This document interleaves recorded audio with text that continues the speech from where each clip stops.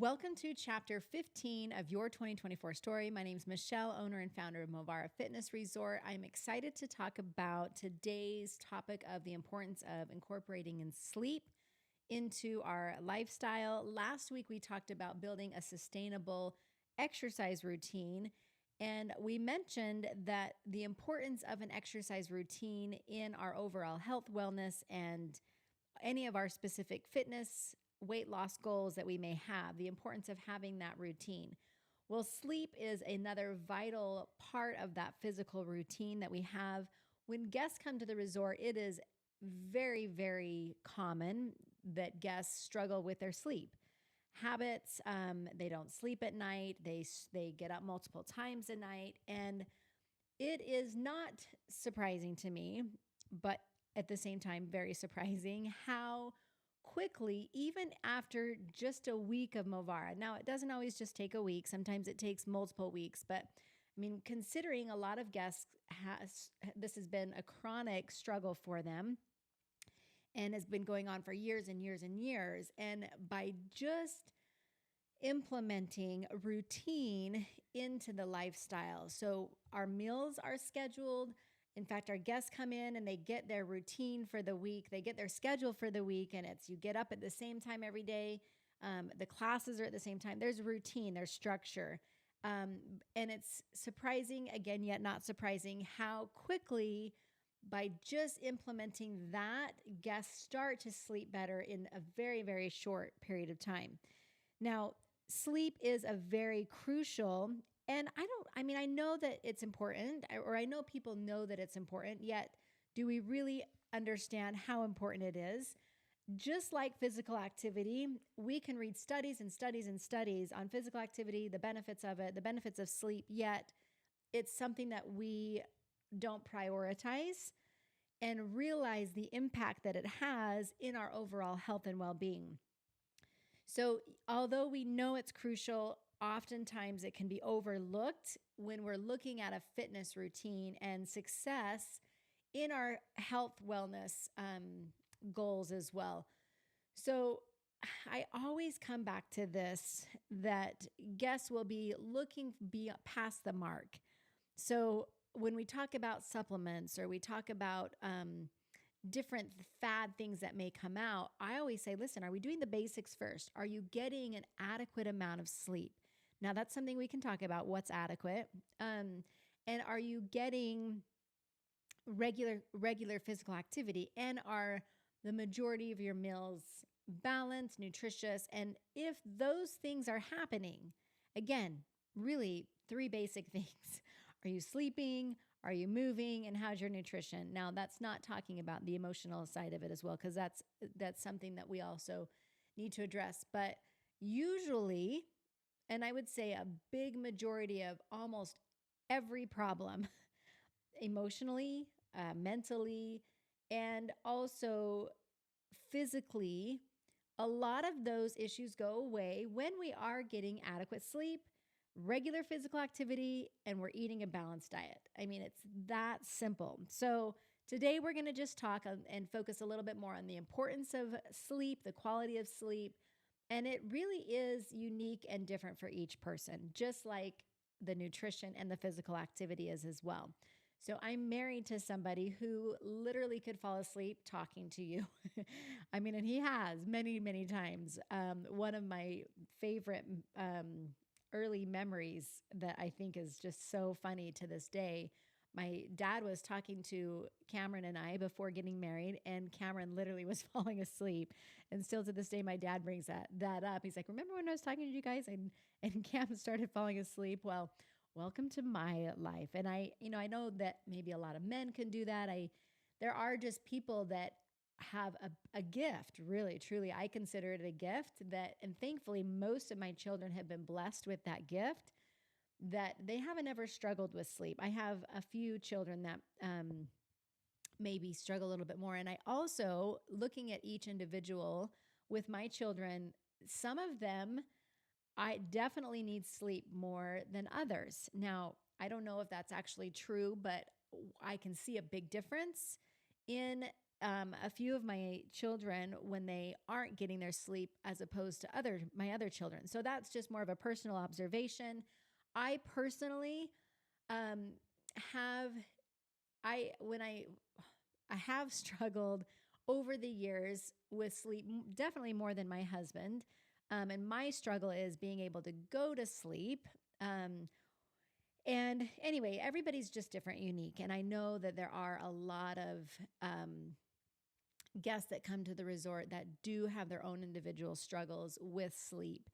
And sleep apnea is a big, big thing. And again, I've seen it thousands of times when we have a routine, 80% of the time, a lot of the physical, emotional, mental issues go away when we are getting sleep. So what that is for you is different, but it is crucial and does play a big role in our overall health. Sleep is not just a time for rest, because I have definitely had times in my life where rest and sleep are two totally different things. I can be totally rested but exhausted. And the quality of sleep is very vital in muscle recovery. A lot of our recovery happens when we're sleeping. Hormone regulation, we nowadays are very, very hyper aware of hormonal irregulations, and a lot of that takes place when we're sleeping. Cognitive function, mood stabilization, and without adequate sleep, our fitness efforts may be hindered. So I do love this because it's almost like having four wheels on a car, and one of those is sleep, one of those is fitness, one is the emotional aspect of it, and one of those might be the nutrition aspect of it. Well, we may be solid in our nutrition and our emotional wellness and our fitness, but if that fourth tire is flat, that car's not going anywhere. So although we may be focusing on our fitness and things, those will be hindered if we have a flat tire. We can't propel forward. So sleep is really one of those vital things. Understanding our sleep cycles and patterns. We've probably all heard about REM sleep, deep sleep, light sleep, and prioritizing consistent sleep. Prioritizing a consistent sleep schedule and creating a conducive sleep environment, we can optimize our sleep quality and reap the benefits in our fitness journey. So I don't think I have to really convince anybody of the importance of sleep. However, again, it's just like we all know the benefits of exercise and activity, yet does everybody prioritize it and do it most days a week? Probably not. In my experience, no, many don't. So it's not that we're unaware of the importance of sleep. We just don't prioritize it. So in the journal prompt this week, you'll read later, but just a few things. It goes through and has you and asks, how many hours do you get a night? And again, this can be very individual and something that through trial and error, you'll tend to see. I personally need, based off of my own personal experience, about 7 hours. I can get away with 6, and more than 8 is almost, start to feel too sluggish. So for me, 7 is kind of that magic number. Some do better with more, and it's really important to understand that and be okay with that. Again, I have some children that it's like, listen, they're really good at sleeping and they need it. And to me, I'm like, that's okay. And it's important to recognize that.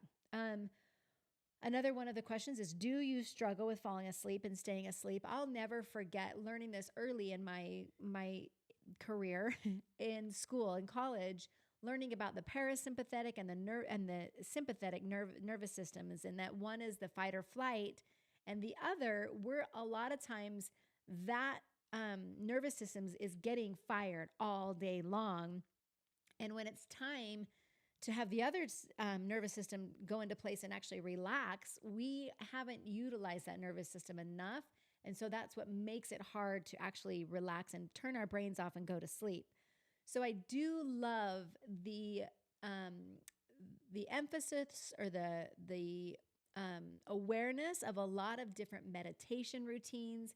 Yoga and Pilates has become more and more popular. One of my absolute favorite things that happens at the resort when guests come, I hear it almost 100% of the time is, wow, I really could stretch more. I need to stretch more.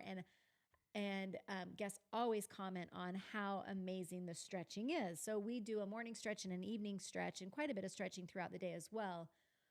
But a lot of that, now, yes, it's great for the muscles. And I know that that's one of the things that guests do enjoy.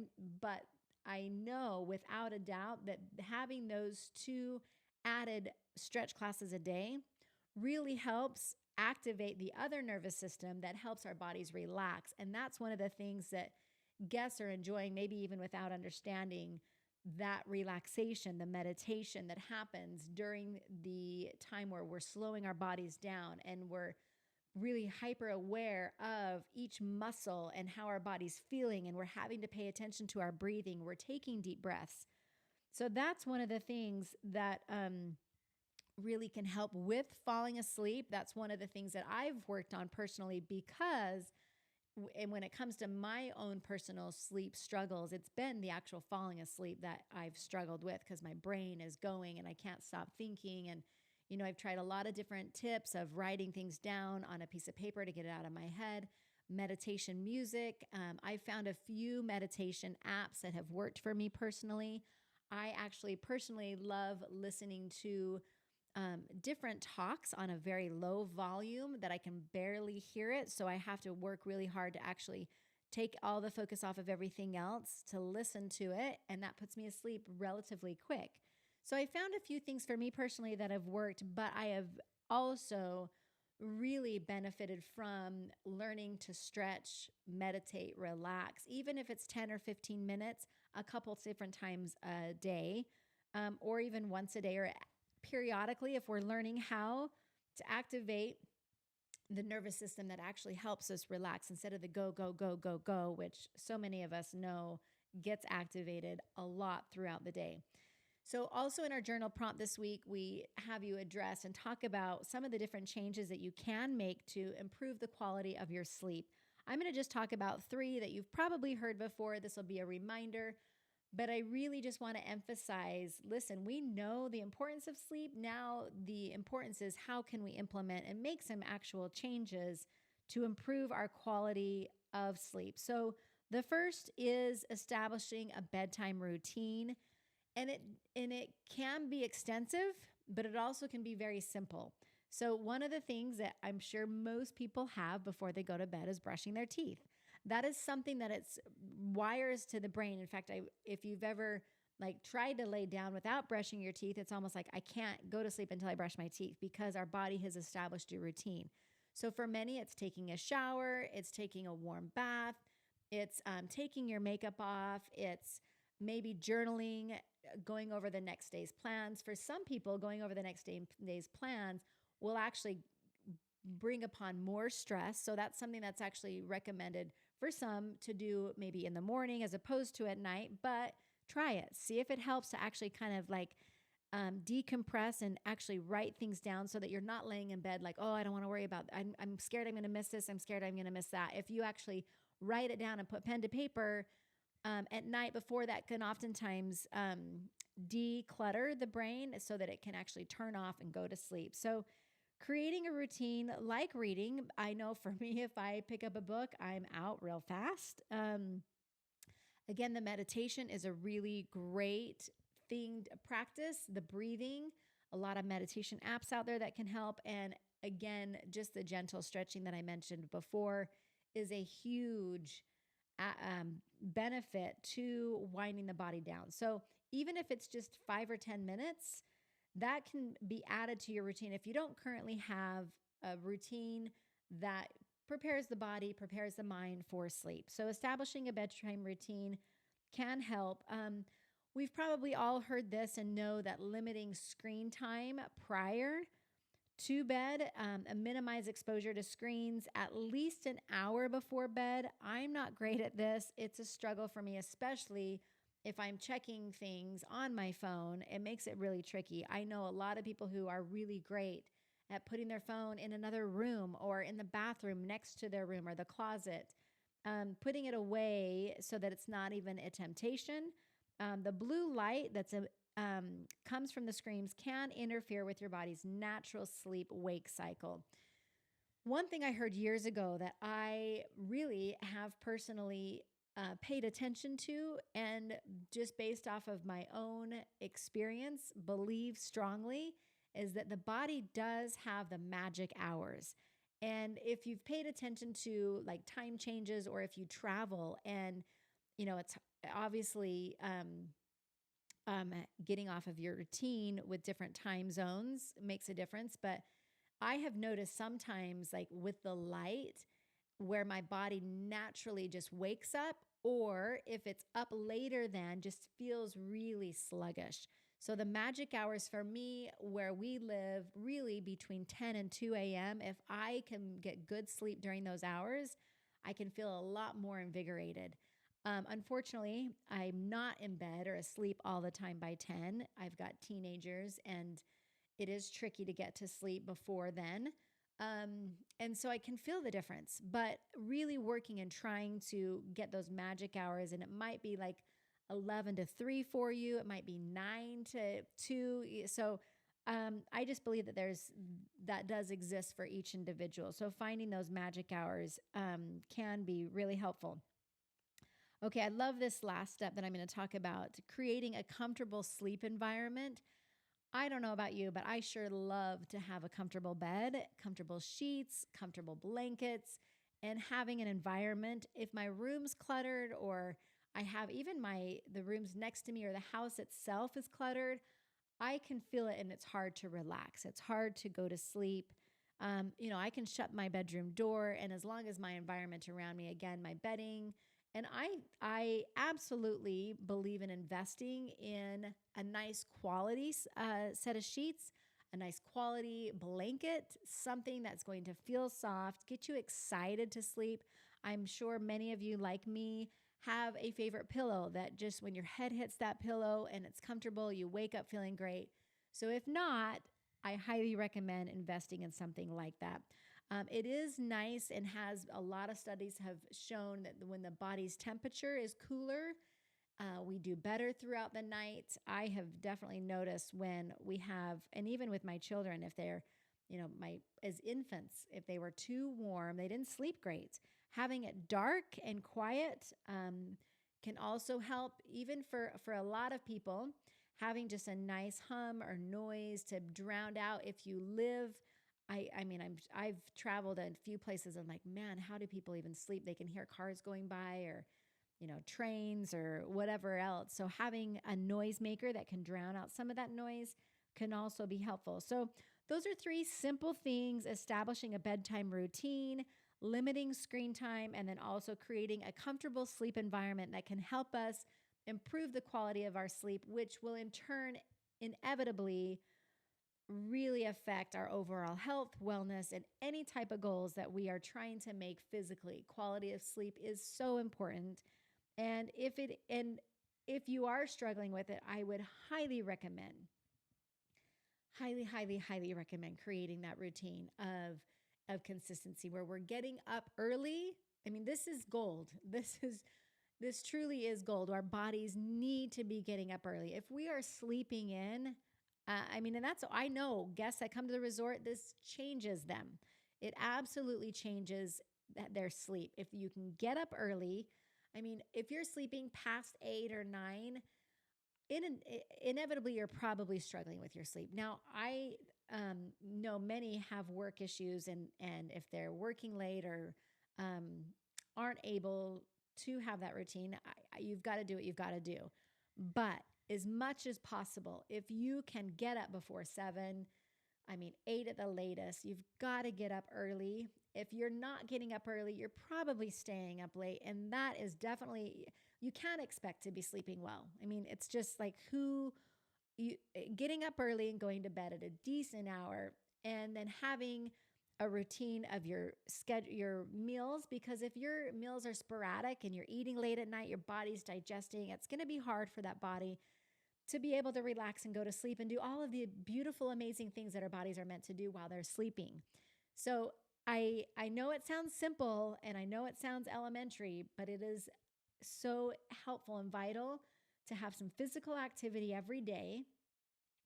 And for some people, it can be different. If you're doing physical activity at night, oftentimes it might be hard to relax. So you absolutely will want to do 5, 10, 15 minutes of meditation, cooling down, stretching.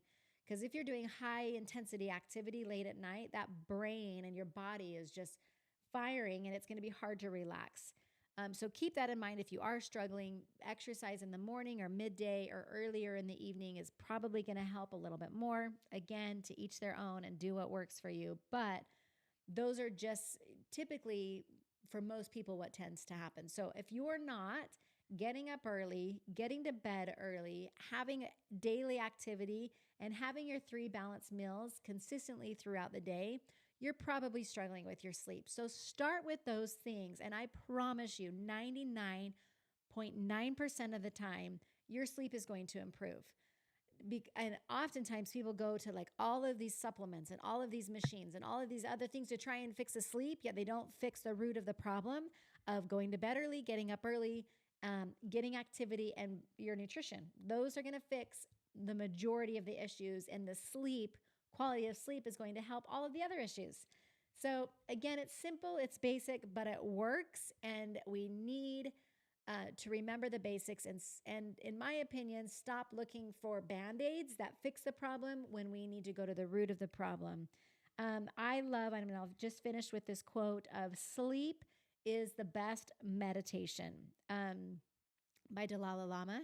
And I really, a lot of times we're looking for ways to meditate and we really could just sleep and let our brains relax, let our hormones regulate, let our muscles also recover, and also let our cognitive thinking improve, because without that sleep, it's going to be hard to also stabilize our moods and really are going to hinder our results in the long run. So sleep is important. Believe you me, I am not perfect at it. We do the best that we can.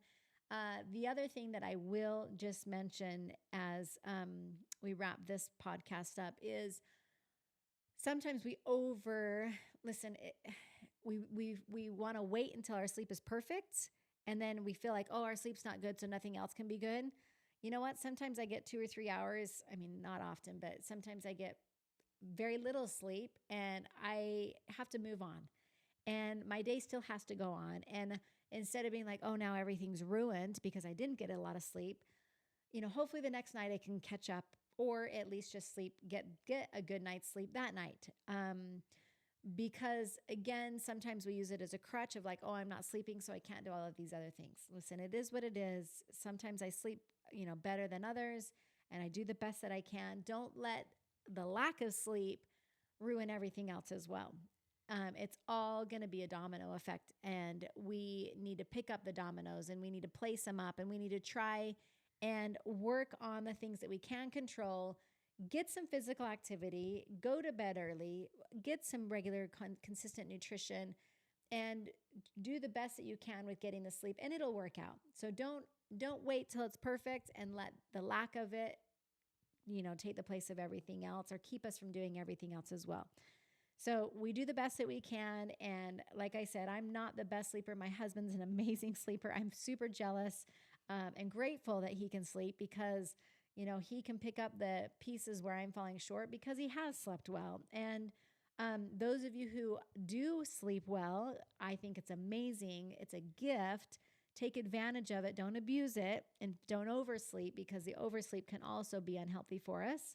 And again, if you sleep great, that's a blessing. So it's a gift. It's a blessing that you have, and you can work on the other things. For those who may struggle more, it's okay.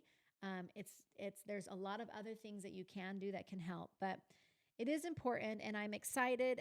Hopefully this has inspired you to work on things that you can control to help improve your quality of sleep. Next week, we are going to be talking about the power of active recovery and rest days, which ironically, I really needed this week. So I'm excited to talk about it, the importance of the recovery and rest days in our physical routines. So this is all really trying to piggyback from last week when we talked about creating a sustainable exercise routine that you can stick with. So these are all parts of that. And if you're not already, make sure you're following our social media, sharing also tips and things that help you in any of these aspects. We also post our journal prompts that are a really great tool throughout the week, and then share bits and pieces of this. So hopefully you're seeing that as well. And I look forward to next week talking about recovery.